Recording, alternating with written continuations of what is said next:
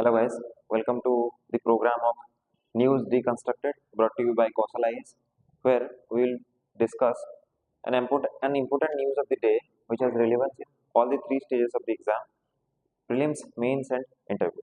Okay, so what is the news? The news is about data protection and its related issues.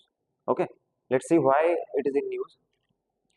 Uh, as you can see, Niti Aayog has highlighted that the current data protection law has potential to weaken the right to information. Right? In this report, Niti Aayog highlighted highlighted it in the context of public officials. Okay, public officials.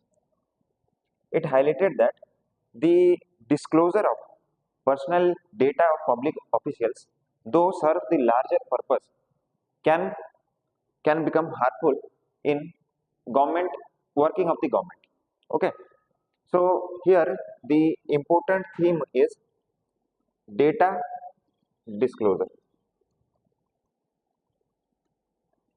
Okay, and this shows the lacunas of our current data protection law, which was implemented in last year 2023.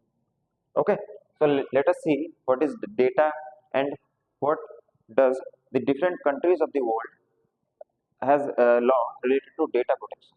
Okay, let us first know what is a data, what constitutes data. Any click you do on any digital platform or in your electronic devices will generate that data.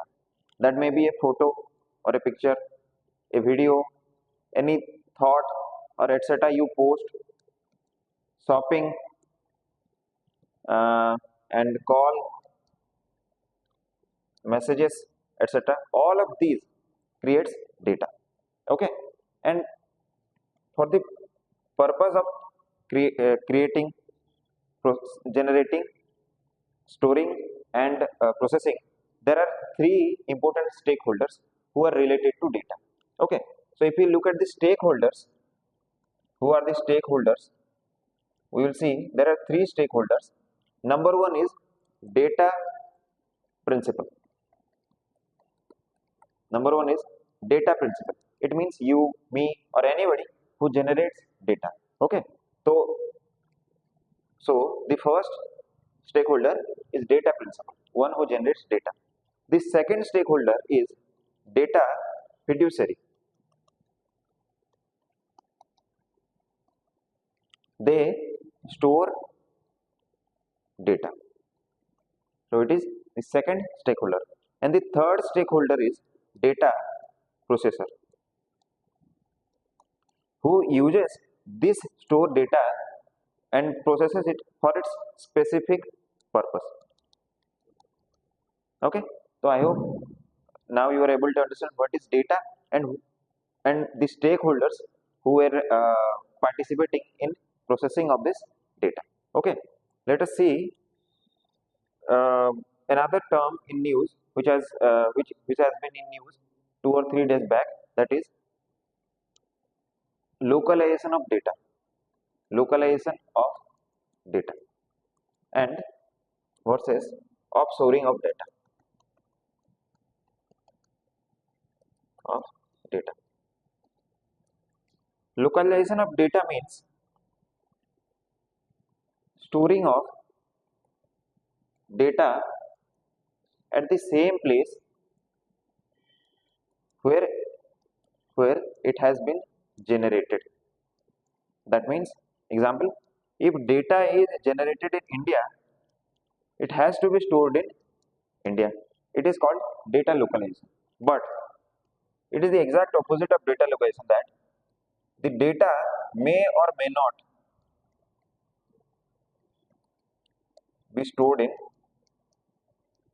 the country which has produced this data. For example, Facebook. Facebook is a company of USA, but the data, Facebook data, is generated in India because many of us use Facebook. But these data generated in India are stored in USA. So this is called offshoring of data, right?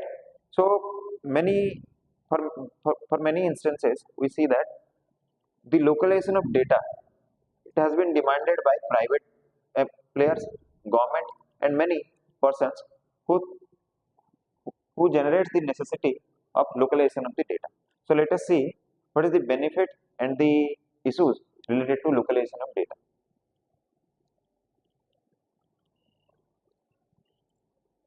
Okay. So what are the benefits of localization of data? Say, easier for law implementation agencies. If the data is stored locally, okay, then the law enforcing agencies can easily track or investigate any cases or demand data without depending on any foreign country or company, so that our investigation procedure and speedy justice system will work as smoothly as possible. Okay, this is the first point. Second is data security. If we store data in foreign countries, that means it is prone to foreign attacks, and even foreign countries can also surveillance these data and can create instability in other countries, which means it can threaten any country's national security. Okay, so it is a problem of national security, privacy, and anti-competitive measures. Right? Let's see the third point. The third point is about tax generation. If we store data locally, we have to develop our infrastructure which can store and process data. That means our government can tax these infrastructures, and the GDP is to tax ratio will increase, and this tax can be used in various socio-economic programs which were run by various government schemes. Okay, and the last point is beneficial to domestic industries. And the last point is beneficial to domestic industries. For recently some 2-3 years, Paytm and many other like ITC brands, they were demanding for the government to develop and regulate the data produced in India within India, which will benefit our domestic industries to compete with the global players. Okay, and it will boost our income and create employment opportunities and provide skills for the labor market. Okay, now let us see what are the challenges associated with data localization. Okay, the first challenge is cost intensive. That means to develop the infrastructure for storing and processing data, we need huge investment. It will discourage foreign direct investment or foreign inflows, ultimately reducing our income capacity. Right? So this is the first problem. Second, possible misuse by the state. If the data is stored inside the territorial boundary of a state can misuse it by maybe in uh, during our election, many political parties can use it to manipulate their vote banks. Okay, they can breach our privacy, which happened when Donald Trump stood for the presidency of USA. It was said that he used Facebook to manipulate voters into voting in favor of him. Okay, so the state can become authoritarian, which will harm the larger public interest. Next, no definition of misuse. The term misuse has not been defined in any country's data protection bill. In the next slide, we will see the EU's data protection bill, European Union, USA's data protection bill, and India's data protection bill, and difference among them. In all these three data protection laws or regulations, in one of them, No one has ever defined the what what constitutes the misuse of data. Okay, so this is a persistent problem which we are facing.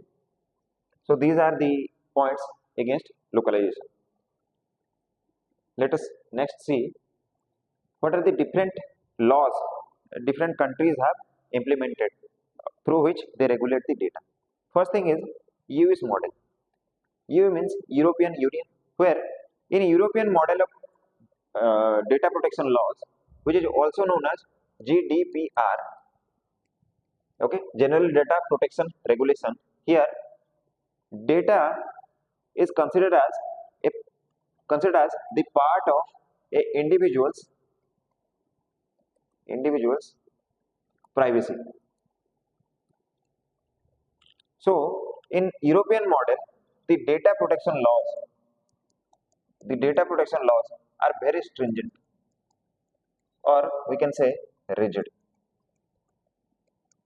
Okay, whereas if you look at the USA model, here data is considered as part of part of individual liberty.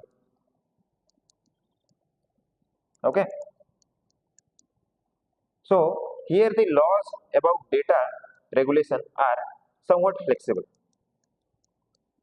or we can say sector specific laws about data regulation. But in India, we have the synthesis of both the rigidity and the flexibility. Okay, so let us see what the laws of India about the data regulation says. Okay,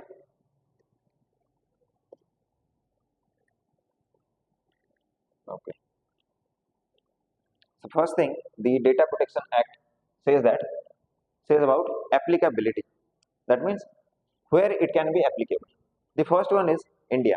That means data generated in India must and should be stored in India. Second is outside. That means data generated in outside but is used to provide any services, goods to the Indian population must be stored at India. Right? That means data generated outside India used to provide services in India must be stored in inside India. Okay. Second thing is doctrine of consent. It is mandatory for the data principal or the person who is generating data, you, me, or anybody, to give his consent. Without it, neither the data fiduciary nor the data processor entity can process and store data.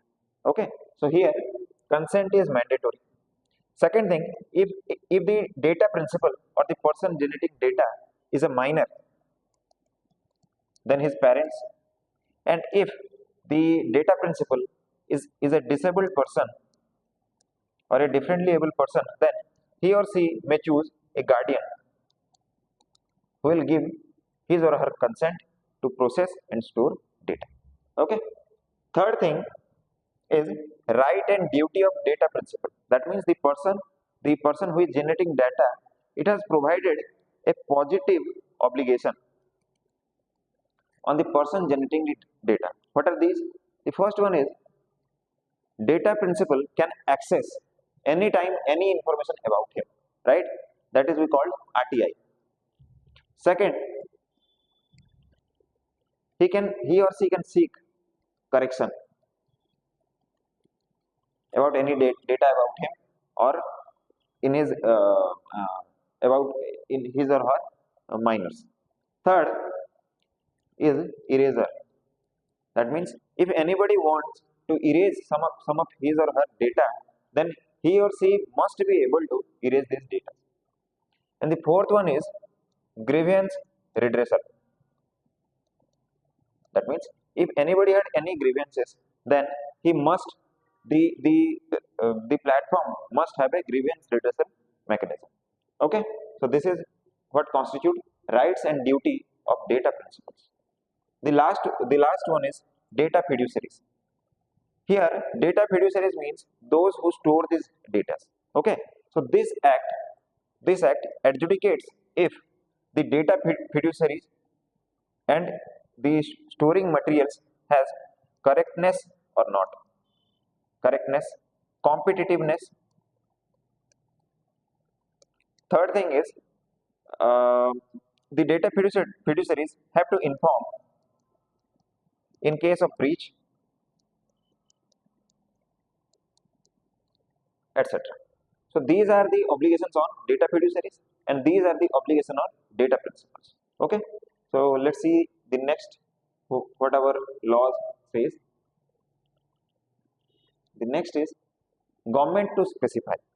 Government will specify who are eligible for data processing, or any entity want to who is who wants to establish a data processing or data fiduciary unit will have to take the government's permission. Without it, it can never establish its data processing unit. Okay. Second thing is government can specify about any blacklist entity or country. Okay, and the countries or the entities listing under the blacklist will never be allowed to process uh, or possess any data. Okay. Next is exemption. These exemption provided are very broad in nature. That means the exemptions are provided for national security,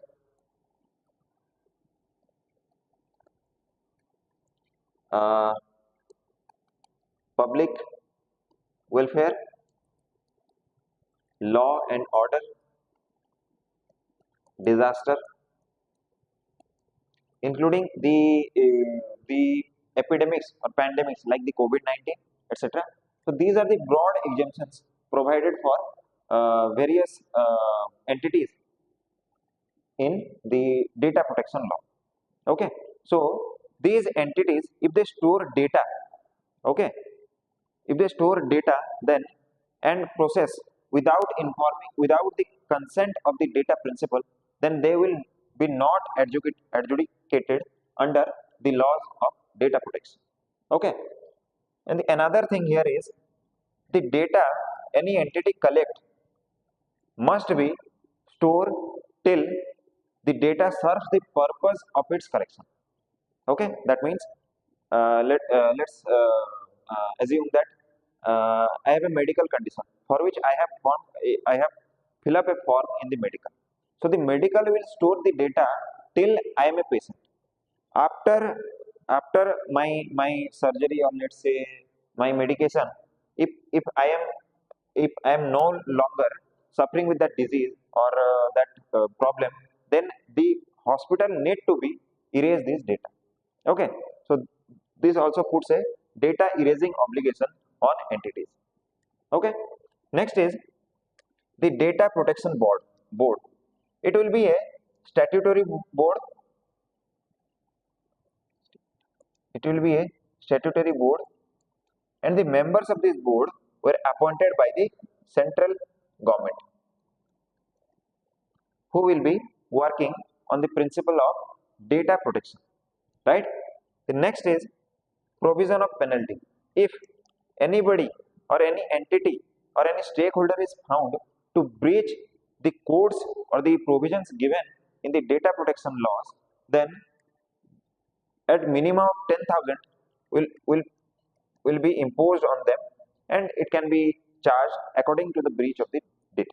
Okay, so this is our data protection laws, and let us see what are the challenges or the issues associated with it.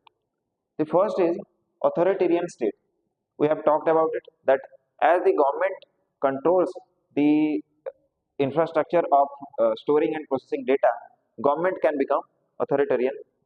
Second is differential treatment. As we said, many government entities were exempted, which we looked upon on the previous slide, but private players must oblige that the they must store the data as long as the data serves its purpose, and after it they have to erase these data. So it is a differential treatment where private players were obliged under the data protection laws and many government entities are not. Okay, next is question on regarding appointment. The data protection board members were appointed by the central government, which means central government can uh, can interfere by by appointing their favored members, or we can say nepotism, which can again poses a threat to privacy, national security, and other. The last point is right to be forgotten. If I am providing my data, that means I must possess the power to erase any data, as Article 21 constitute right to live with dignity, right? So if anybody chooses that these this data must be forgotten, or he wants to erase forever, then this clause is not provided in this laws, that the right to be forgotten is not mentioned in our current data protection laws. Okay, let us see. And the last 2 points are: number one, no compensation to victim. We have seen in the last slide that penalty is a provision, but the victim was provided with no compensation. This is another lacuna of this law. And the last is variable age of consent. We have seen EU's model, we have seen US's model, and now we are talking about India's model. Here in EU model, 16, 16 years is considered as the age to provide consent. Okay, whereas in USA, 13 years is the eligibility criteria to provide consent, but in India it is 18 years. So we can broadly say that the age of consent is not universally defined, which can cause anomaly in data collection, processing, and storage. Okay, so these are broadly the issues of data protection laws. Okay, so I hope you have understood the what are the major issues and the provisions under the Indian data protection law, the difference between EU's model, US's model, and Indian model, and the Niti Aayog's highlighted news uh, about the disclosure of data of public employees. Okay, so thank you for watching this video till the end. For more such contents, please like, share, and subscribe to our channel.